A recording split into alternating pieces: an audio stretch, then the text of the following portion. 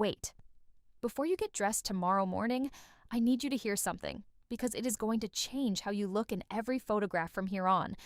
If you are over 60 and you have stood in front of a full closet thinking, I have nothing that makes me look put together anymore, I promise you, the problem was never your body, and it was never your closet. Nobody ever taught you the quiet visual math that women in Seoul have been using for decades.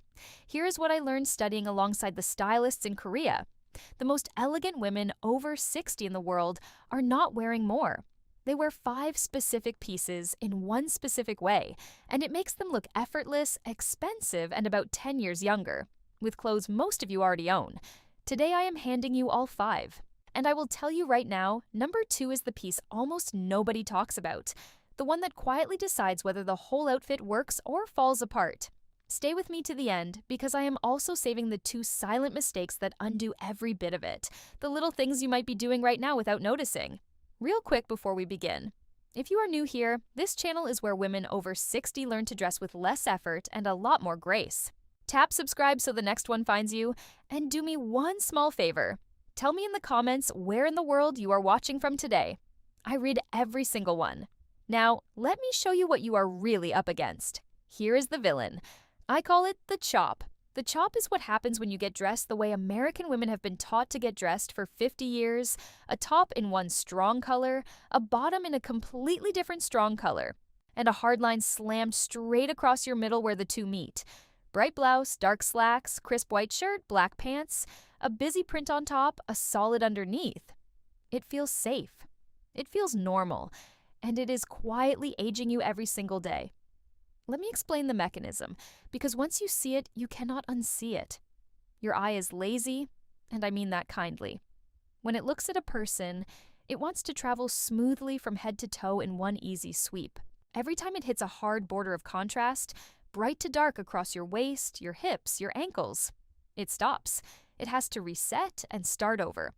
And here is the part nobody tells you. Every one of those stops reads to the human eye as shorter, wider, and older. It is like reading a sentence with a hard period jammed into the middle of it. Stop, restart, stop, restart. That stutter is exactly what we read as heavy and tired. Now here is what the women in Seoul understood long before the rest of us did. They dress in what I am going to call the quiet column. Instead of chopping the body into loud blocks, they keep the whole outfit inside one narrow family of tones: soft ivory, warm beige, gentle gray, muted navy, so there is no hard border anywhere for the eye to trip on. The eye simply pours down the body in one smooth, unbroken line, like water running down a clean pane of glass with nothing to stop it. No stop signs, no stutter. Just one long, calm, vertical stroke. And a long vertical line does something that feels almost like magic. It reads as taller, lighter, and instantly more expensive. Same woman, same body, same height. You have not lost a single pound or grown an inch. You have simply removed the stops. That is the whole secret. And every one of the 5 pieces I am about to give you exists for one reason: to build that quiet column on your body. So let us build it, from the ground up, starting with number 5. Number 5 is the foundation of the whole column, and it goes on your bottom half, a fluid, wide-leg trouser that falls straight from your hip to the floor. Now, half of you are already thinking, wide-leg pants will make me look bigger. The opposite is true, and here is why. Think about fabric that pours versus fabric that grips. A stiff, tapered pant grabs at your calf and stops short above the ankle. It traces every line of your leg and then cuts you off with a hard little border of bare skin. That is a stop sign in the worst possible place. A fluid trouser does the opposite. It skims past everything and pours down to the top of your shoe in one long, quiet line, like a curtain falling from a rod. The eye never catches. It just keeps traveling down. So here is how. You want a soft drape, a fabric that moves when you walk, not one that stands up on its own like cardboard. Let it sit at your natural waist, and let the hem fall long, almost brushing the floor over the front of your shoe. Not cropped, not tapered, not cuffed. And the detail almost nobody mentions. Length matters far more than the size on the tag. Women buy a pant that fits perfectly at the waist and stops 3 inches above the ankle. And that little gap of bare ankle is a stop sign that chops inches off your height. Let the hem drop. That half-inch of extra length does more for your elegance than a whole size down ever will. Try it tonight. Pull the most fluid trousers you own, step into your nicest shoe, and look at how that unbroken line falls. Same legs you have always had, a completely different silhouette. But a column from the waist down only works if the top half continues the line instead of interrupting it, which is exactly what number 4 is for. Number 4 is the piece that turns two separate clothes into one column, a fine gauge knit top in the same tonal family as your trousers. This is where the quiet column is really born. Most women pick a top by asking, "Does this color look nice on me?" The women in Soul ask a different question. Does this tone continue the line? When your soft knit and your fluid trouser live in the same gentle family of color, a warm oatmeal sweater over warm sand trousers, a soft dove gray knit over a slightly deeper gray pant, the border between them dissolves. There is no hard waistline to trip over. Top and bottom melt into one continuous stroke from shoulder to floor. Here is your instruction. Pick a top close to your trouser in tone. It need not match perfectly. 1 or 2 shades apart is beautiful. It is the jump from bright to dark we are avoiding. Choose a fine, lightweight knit that drapes, rather than a chunky sweater that adds a boxy layer of its own. Then do one small thing that lifts the whole outfit. A loose French tuck, just the front hem tucked lightly into your waistband, the rest left soft. That marks your waist without slicing you in half. And the part nobody talks about, the thing you almost certainly got wrong getting dressed this week. Contrast is not about how much you love the two colors, it is about how far apart they sit in lightness. A navy top on white pants is 2 colors you adore, but to the eye, it is still a hard chop. Keep the lightness close, and the magic holds. Before I give you number 3, the piece that frames this whole column, do me one quick favor. If this is already making you see your closet differently, tap that like button. It tells me to keep making these for you. And if you have not yet, subscribe. Because number 1 at the end is the single piece that pulls all of it together. Okay? Number 3. Number 3 takes you from nicely dressed to unmistakably elegant. The long, open layer, a duster coat, a long line cardigan, a soft, unstructured topper that falls well past your hip, worn open over everything. We are halfway home, and this is where the column gets its frame. When you add a long, open layer in a soft tone over your quiet column, you draw 2 clean vertical lines straight down the front of your body. The open front edges of the coat, running from your shoulders past your hips. I call those 2 lines the frame. They do for your body what a door frame does for a doorway. They make everything inside them look taller and more deliberate. Your eye follows those long edges down, and any width through your middle simply tucks quietly behind them. So here is how to wear it.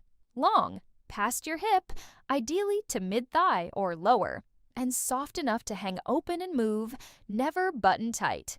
Keep it in the same quiet family of tones so it extends the column instead of chopping it. A camel duster over cream, a soft gray cardigan over gray. And wear it open, always. The whole power lives in those 2 long edges.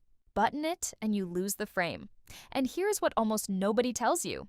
This is the great equalizer for arms and middles. So many women over 60 tell me they have quietly stopped wearing what they love because of their upper arms or their waist. This one layer, worn open and long, gives you a soft vertical curtain down each side, without adding a single pound of visible bulk, the way a heavy jacket would. It is coverage that reads as grace, not as hiding. Try it this week. Take any outfit you already feel fine in, throw a long open layer over it in a matching tone, and watch what those 2 vertical lines do. Same outfit underneath, a completely different woman in the glass, but even a perfect frame can be quietly wrecked from the bottom. And that brings us to number 2, the piece almost nobody talks about. Number 2 is the one almost nobody talks about, and it sits all the way at the bottom.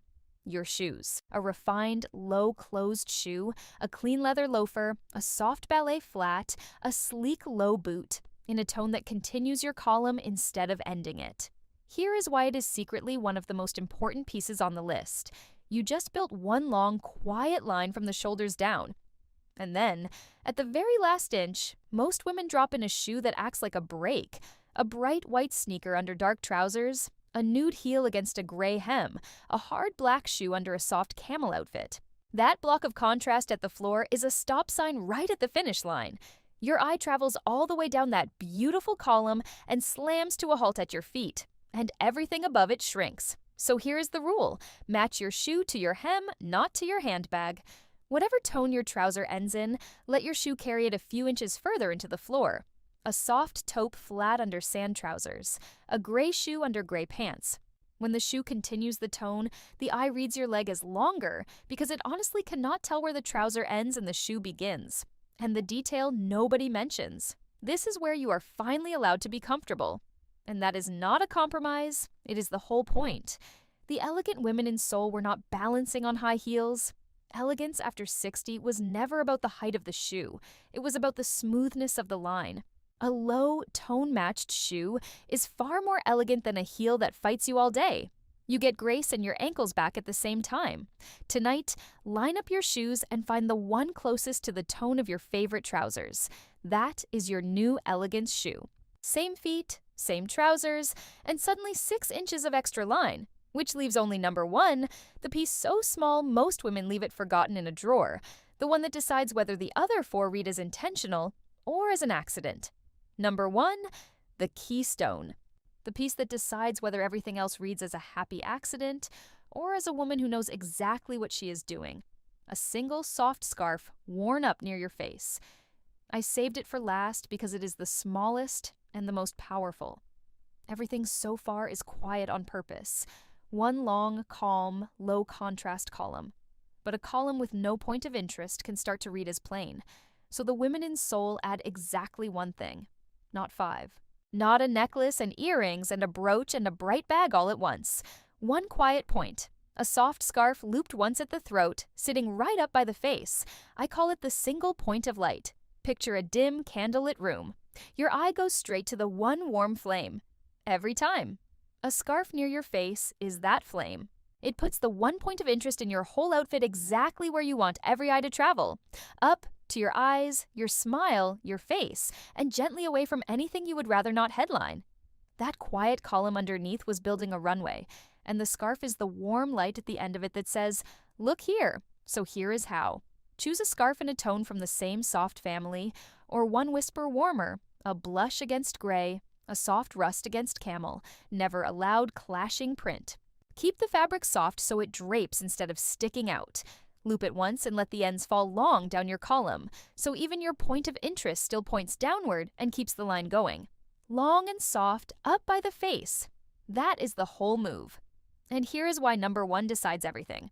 Wear the first 4 pieces alone and you look nice, quiet, safe, pleasant. Add this one soft point up by your face, and the exact same outfit suddenly looks composed, intentional, expensive, like you meant every bit of it. Because now you did. That is the whole set. The same 5 pieces the most elegant women over 60 in Seoul are quietly wearing right now. And you can build every bit of it from your own closet, starting tonight.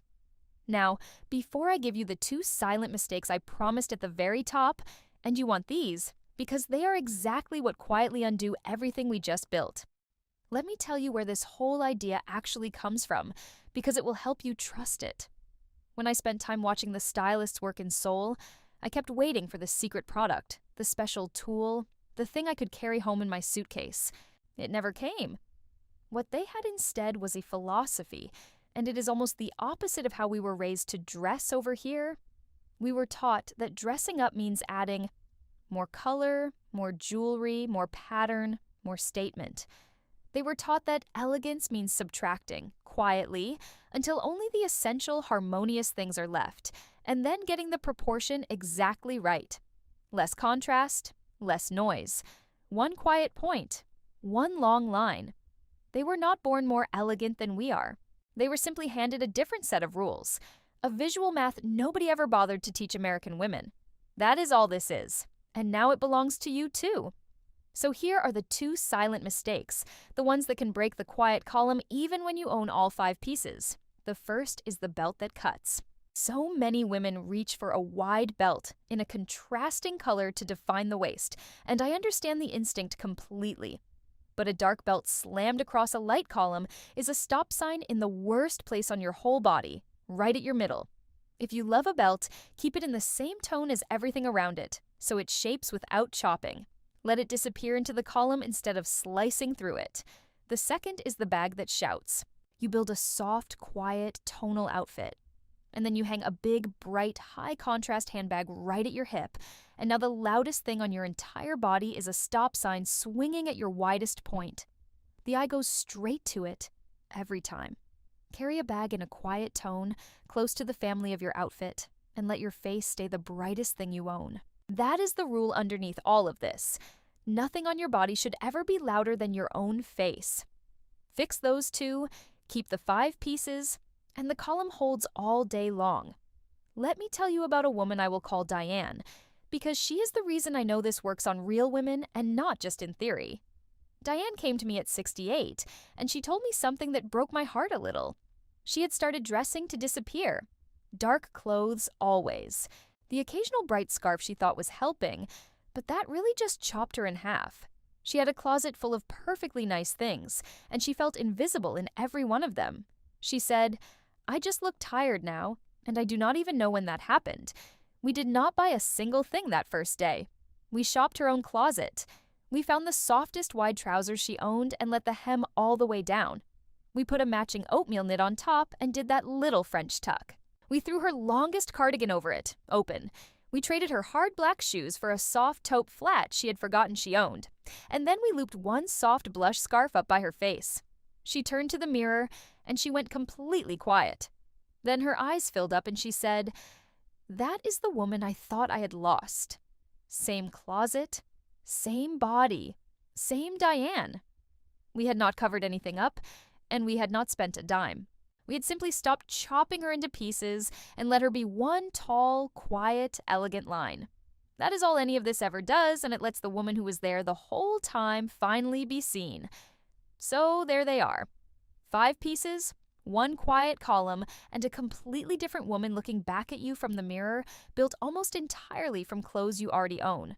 Not one thing on that list asked you to spend a fortune. It was never about money. It was always about the line.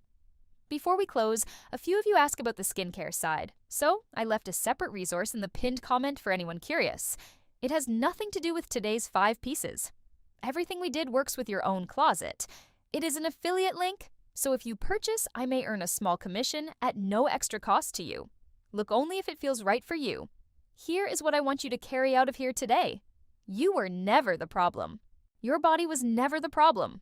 You were simply working with a visual rule nobody had ever bothered to explain to you. And now, finally, you have it. So, tell me in the comments, which of the 5 are you trying first? The fluid trouser, the matched knit, the long open layer, the tone-matched shoe, or that one soft scarf up by your face? I read every answer, and next week I am giving you the piece that goes hand in hand with this one. The 3 quiet colors that make almost any woman over 60 look 10 years younger, no matter what is hanging in her closet. You will not want to miss it, so tap subscribe, and I will see you right back here. Until then, go build your column. Somebody is about to notice, and it is going to feel absolutely wonderful.